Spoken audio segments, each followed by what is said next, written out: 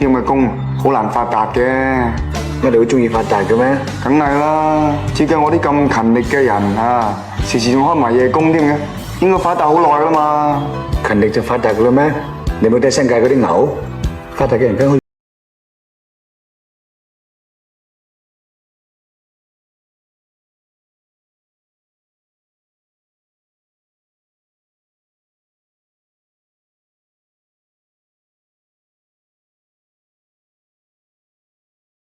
覺都冇覺好瞓，又唔係執得多喎，都唔知為乜。唔諗得咁多啦，見步行步咯。我咩環境你咪唔知啦。份人工啊雞碎咁多，只得開唔知得咳啊，就揾條命去搏。啲錢好難揾噶，你唔信你喺度做一日你就知噶啦。你正話先講過話做人要有骨氣，骨氣係講噶咋，拖落嗰時鬼可憐你咩？做嘢做到咁辛苦，出雞碎咁多糧，捱生捱死，飽你唔死，餓你唔親咋？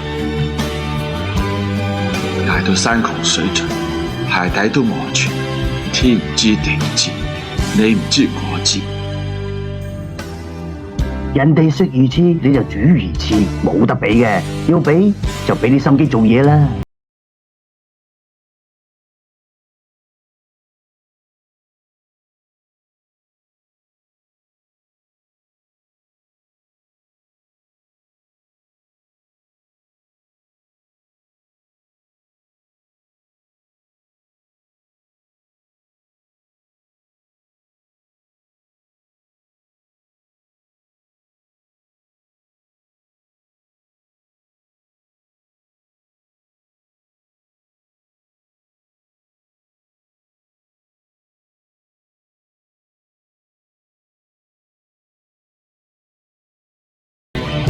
我呢啲咁嘅人唔死又大半世，餓又餓唔死，彈又彈唔起。